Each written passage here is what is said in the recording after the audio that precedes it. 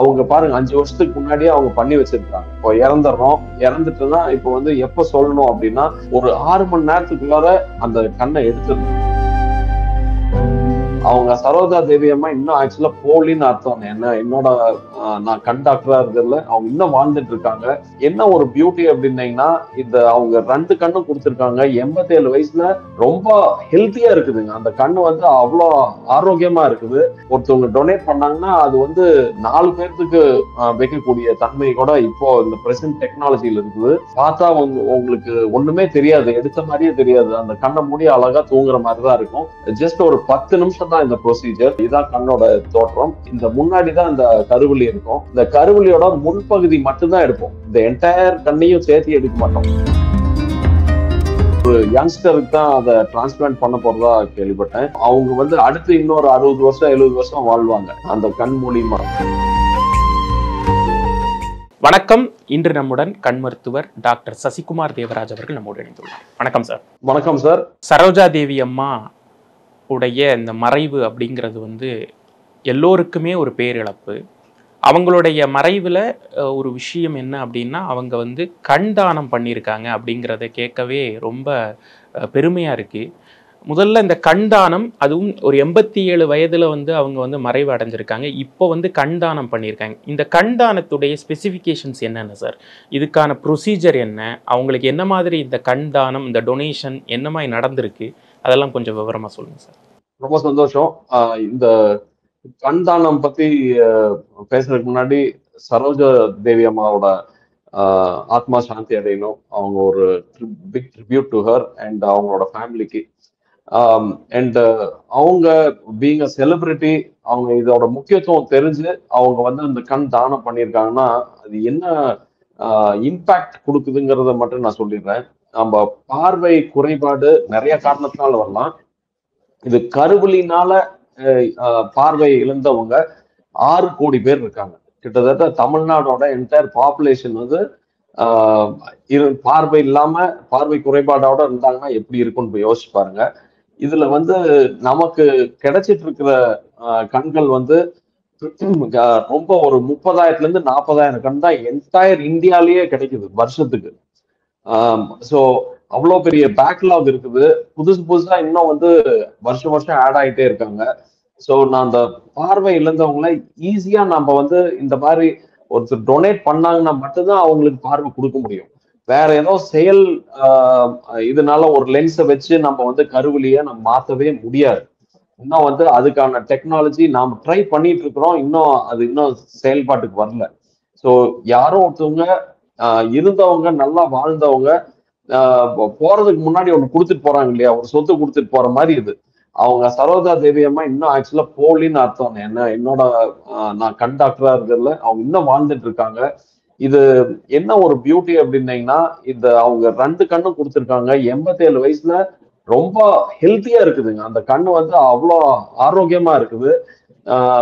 இந்த 2 பேர்த்துக்கு அவங்க வந்து டிரான்ஸ்பிளான்ட் பண்ணிட்டு இருக்காங்க. ஸோ இது வந்து யங்ஸ்டர்ஸ் கூட பண்ற அளவுக்கு ஹெல்த்தியா இருக்குன்னு சொல்லியிருக்காங்க. ஸோ இந்த ஒரு கருவிழி எடுத்து 2 பேர்த்த கூட வைக்கலாம். ஸோ அந்த நீட் பொறுத்து இப்போ ஒருத்தவங்க டொனேட் பண்ணாங்கன்னா அது வந்து 4 பேர்த்துக்கு வைக்கக்கூடிய தன்மை கூட இப்போ இந்த பிரசன்ட் டெக்னாலஜியில இருக்குது. இந்த லேசர் மூலியமா அந்த கேக்கை வந்து பாதியா கட் பண்ணி நீங்க வந்து 2ஆ பிரிச்சு நம்ம யூஸ் பண்ற மாதிரி நம்ம பண்ணிக்க முடியும். ஸோ இந்த பிளாக்லாக நம்ம வந்து கம்மி பண்ணணும் அப்படின்னா நாம இருக்கிறவங்க நம்ம வந்து சரி இருக்கிற வரைக்கும் இருப்போம், அதுக்கப்புறம் எரிஞ்சுதானே போகுது, அது வேஸ்டா தான் போகுது, இல்லைன்னா புதைச்சு மண்ணில் தான் வேஸ்டா போகுது, அது இருக்கிறவங்களுக்கு யூஸ் ஆகட்டுமே அப்படின்னு நம்ம கொடுத்துட்டு போற அந்த எண்ணம் வர வைக்கணும். இது வந்து ஸ்ரீலங்கால நம்ம ஊரோட ரொம்ப சின்ன நாடு. அங்க நம்மளோட ஜாஸ்தியா டொனேஷன் கொடுக்குறாங்க.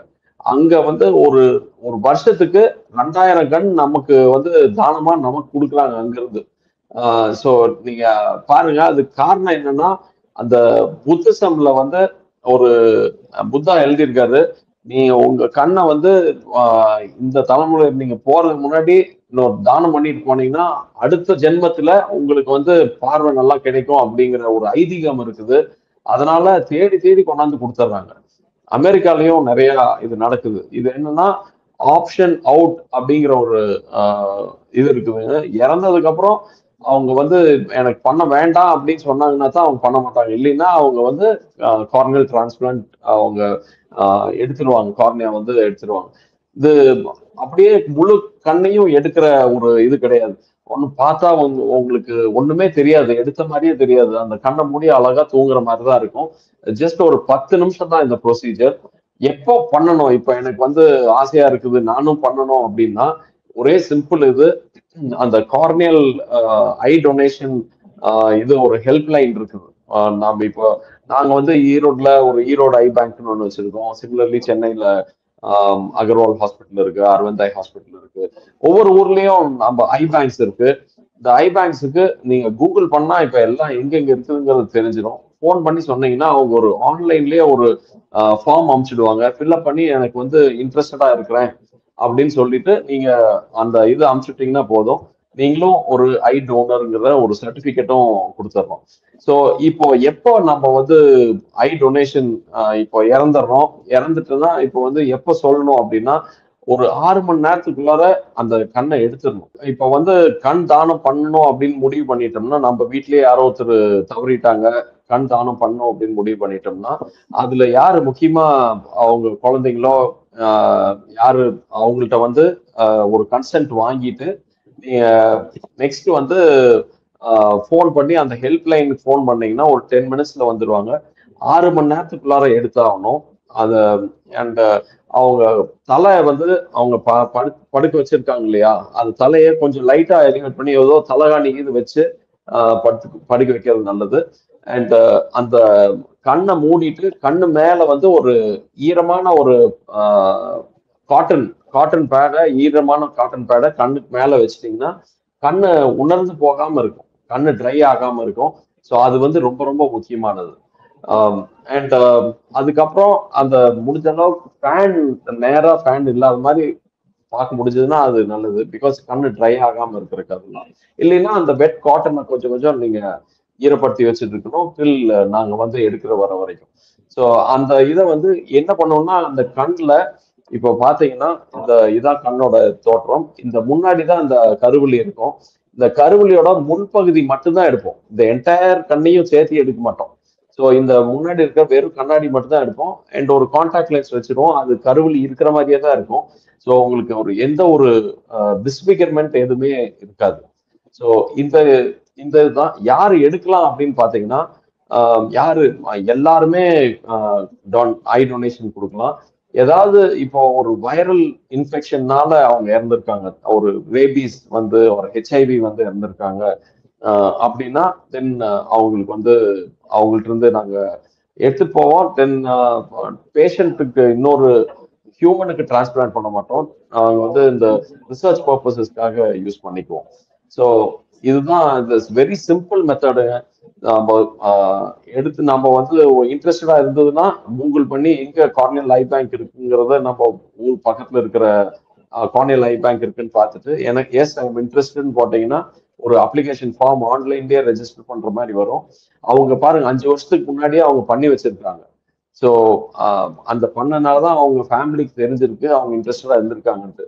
இந்த இன்டர்வியூ பார்த்து முடிச்ச உடனேயும் நீங்க கூகுள் பண்ணி எங்க கார்னியல் ஐ பேங்க் எங்க இருக்கு உங்க ஏரியா பக்கத்துல இருந்து பார்த்துட்டு அதோட இமெயில் இருந்ததுன்னா இமெயில் பண்ணி நான் இன்ட்ரெஸ்டட்னு போட்டீங்கன்னா உடனே ஒரு அப்ளிகேஷன் ஃபார்ம் வரும், அதை ஃபில்அப் பண்ணி போட்டீங்கன்னாவே உங்களுக்கு ஒரு சர்டிபிகேட்டே வந்துடும். ஸோ அந்த நீங்க வந்து ஐ டோனர் யூஆர் ப்ரௌட் ஐ டோனர்ங்கிற அப்ளிகேஷன் வந்துடும். இல்லைன்னா நியரஸ்ட் ஐ ஹாஸ்பிட்டல் போய் கேட்டீங்கன்னாவே சொல்லிடுவாங்க. ஸோ இது ரொம்ப ரொம்ப முக்கியமுங்க. இந்த பார்வை வந்து அதோட இல்லாதவங்களுக்கு தான் அதோட கஷ்டம் என்னங்கிறது தெரியும். தயவு செஞ்சு நீங்க இந்த ஐ டொனேஷன் நீங்களும் பண்ணுங்க, மற்றவங்களுக்கும் நீங்க ஸ்டிமுலேட் பண்ணி அவங்களையும் பண்ண வைங்க. நீங்க செய்யற ஒரு பெரிய நல்ல செயலா இருக்கும், நிறைய புண்ணியம் கிடைக்கும். நீங்க சொல்றதெல்லாம் பாக்குறப்ப சரோஜா தேவி அம்மா ஒரு மிகப்பெரிய விஷயத்த ஒரு இனிஷியேட்டிவ் எடுத்துட்டு போயிருக்காங்க அப்படின்னு சொல்லலாமா சார்? கண்டிப்பா சார், கண்டிப்பா. அவங்க வந்து காலாகாலமா வாழ்வாங்கன்னு வைங்களேன். ஏன்னா இப்ப வந்து ஒரு யங்ஸ்டருக்கு தான் அதை டிரான்ஸ்பிளான்ட் பண்ண போறதா கேள்விப்பட்டேன். அந்த அவங்க வந்து அடுத்து இன்னொரு 60 வருஷம் 70 வருஷம் வாழ்வாங்க அந்த கண் மூலியமா. இதெல்லாம் மிகப்பெரிய செயலுங்க. அண்ட் இந்த மாதிரி செலிபிரிட்டிஸ் பண்ணாதான் இது வந்து போய் வெளியே ரீச் ஆகும்.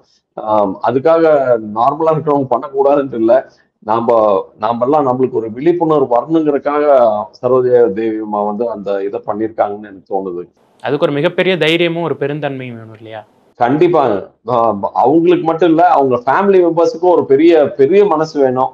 அதை வந்து அம்மா அவர் எங்க பாட்டி வந்து சொன்னதை அதை செயல்படுத்தணுங்கிற எண்ணம் இருக்குது இல்லையா, அவங்களுக்கு வந்து ஒரு மிகப்பெரிய நன்றி and salute to the entire family. Sir, நிறைய செலிபிரிட்டிஸ் இப்போ டொனேஷன் பண்றதை பார்க்குறோம். நிறைய சம்பவங்கள் நடந்திருக்கு. ஆனாலுமே பொதுமக்கள் மத்தியில டொனேஷன் குறித்த ஒரு விழிப்புணர்வு, பாடி பார்ட்ஸ் டொனேஷன் ஆகலாம், ஐ டொனேஷன் ஆகலாம், ஏதோ ஒரு ஸ்டிக்மா ஒட்டிக்கிட்டு இருக்குல்ல, பயம் இல்லை ஏதோ ஒரு சென்டிமெண்ட் அதெல்லாம் ஒட்டிக்கிட்டு இருக்கே. பயம் ஒரு ரீசனா இருக்கும். அண்ட் அந்த அவேர்னஸ் நாம ஏன்டா போய் சொல்லி எல்லாம் ரத்தம் கீது ஏதாவது வந்து அண்ட் இப்போ சிப்ளிங்ஸ் இருக்காங்கன்னு வைங்களேன், ஒரு ஃபேமிலியில வந்து ஒரு 2 பசங்க பொண்ணுங்க இருக்காங்க, ஒரு பொண்ணு இருக்காங்கன்னா ஒரு பையன் மட்டும் எடுத்தோம்னா ஓ அப்பா மேல வந்து அவனுக்கு அக்கறையே இல்லை, இப்படி போய் கண்ணை புடிங்கி கொடுக்கணும்னு நினைக்கிறான் அப்படின்னு சொல்லி விட்டுருவாங்களோங்கிற பயம் கூட இருக்கலாம். ஸோ நிறைய சொசைட்டியோட ப்ரெஷர்னாலையும் இருக்குங்க. அண்ட் அவேர்னஸ் இல்லாத ஒரு காரணமும் ஒரு இதா இருக்குது.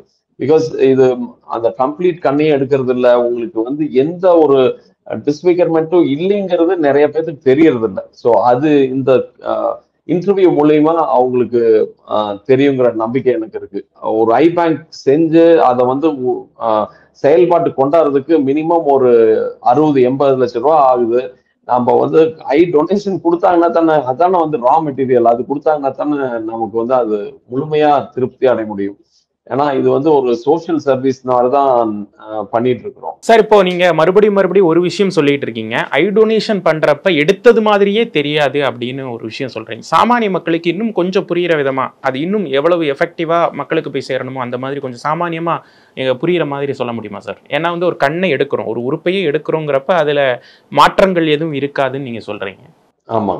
ஸோ இப்போ இது என்னன்னா, ஒரு கான்டாக்ட் லென்ஸ் வைக்கிறாங்கன்னு வைங்களேன், கான்டாக்ட் லென்ஸ் வைக்கிறது திரும்ப வந்து அந்த மேல இருக்கிற ஒரு டிரான்ஸ்பரன்ஸ் ஓலை மட்டும்தான் வெளியே எடுக்கிறோம். அதே மாதிரிதான் இந்த கருவிலி எடுக்கிறது. அந்த எடுத்ததுக்கு அப்புறம் அது எடுத்திருக்காங்களா அப்படிங்கிறது இப்ப கண்ணை திறந்து பார்த்தா கூட தெரியாது. ஸோ அந்த அளவுக்கு ஒரு மேல இருக்கிற மெலிசான ஒரு டிரான்ஸ்பரண்ட் தோல் தான் அது. ஸோ இதை வந்து நம்ம எந்த ஒரு பயமும் தேவையில்லை, ரத்தமும் ஒரு சொட்டு ரத்தம் கூட வராது அதுல. அண்ட் ரொம்ப எக்ஸ்பீரியன்ஸ் பீப்புள் தான் வருவாங்க, வந்து ஒரு 10 மினிட்ஸ்ல அவங்க எடுத்துட்டு அவங்க போயிடுறாங்க. அந்த உங்கள்கிட்ட ஒரு கையெழுத்து மட்டும் வாங்கிக்குவாங்க. தட் பிகாஸ் அதுக்கப்புறம் எந்த ப்ராப்ளம்ஸும் இருக்கக்கூடாதுங்கிறதுனால யாரெல்லாம் அவங்க சில்ட்ரன் இருந்தாங்கன்னா அவங்க ஃபேமிலியில் இருக்கிற கோர் மெம்பர்ஸ்ட சைன் வாங்கிட்டு நம்ம போயிடுறோம். அவ்வளவுதான் சார். இன்னைக்கு வந்து பாத்தீங்கன்னா பார்வை குறைபாடு அப்படிங்கிறது வந்து ஒரு மிகப்பெரிய அச்சுறுத்தலா இருக்கு. 10 பேர் இருக்காங்கன்னா அந்த 10 பேர்ல 4 பேர் வந்து கண்ணாடி அணிஞ்சிருக்காங்க. அப்போ பார்வை குறைபாடு உள்ள ஓரளவுக்கு சின்ன சின்ன பிரச்சனைகள், கண் பிரச்சனைகள், ஒரு தூர பார்வை கிட்ட பார்வை, அந்த மாதிரி எல்லாருமே வந்து கண் தானம் பண்ணலாமா? Very good question. பவருக்கும் கண்ணாடி போட்டிருக்கிறேன், எனக்கு சர்க்கரை இருக்கு, எனக்கு லென்ஸ் கேட்ராக்ட் எடுத்துட்டு லென்ஸ் பொருத்தி இருக்காங்க, இதெல்லாம் ஒரு இதே கிடையாது. இவங்க எல்லாருமே கண் தானம் செய்ய முடியும். இன்கேஸ் கருவிழி மட்டும் கிளியரா இருக்கணும், அவ்வளவுதான். ஸோ நாம வந்து எந்த இதா இருந்தாலும் சரி, நான் சொன்ன மாதிரி வெறும் அந்த வைரஸ் கிருமினால அவங்க இறந்துடக்கூடாது. லைக் ஹெச்ஐவி, ஹெச்பிஎஸ்ஏஜி, அந்த லிவர்ல வந்து ஹெப்படைட்டிஸ் சொல்லுவாங்களே அந்த மாதிரி ப்ராப்ளம்ஸ், இல்லைன்னா நாய் கடிச்சு அந்த ரேபிஸ்னால இறந்து போறது, இந்த மாதிரி இதெல்லாம் எதுவும் இல்லை அப்படின்னா, இப்போ ஒரு ஹார்ட் அட்டாக் வருது அதனால இறந்து போறாங்க, இப்போ ஒரு நியூரலாஜிக்கல் ப்ராப்ளம் வருது, இல்லைன்னா வயசாகி இறந்து போறாங்க, ஆக்சிடென்ட்ல இறந்து போறாங்க, இந்த மாதிரி கண்டிஷன்ஸ் எல்லாம் வந்து ரொம்ப ரொம்ப ப்ராப்ளமே இல்லை. அது அவங்க வந்து தாராளமா டொனேஷன் பண்ணலாம். இப்ப கருவழி கிளியரா இருக்கும்னா அந்த கேட்ராக்ட் போன்ற விஷயங்கள்லாம் இருக்கக்கூடாதுன்றீங்க இல்லையா? அப்படிலாம் இல்லையே. கேட்ராக்ட் நம்ம இருந்தாலுமே மேல கருவழி தான் எடுக்கிறோம். கேட்ராக்ட் வந்து கண்ணுக்கு உள்ளார இருக்குது.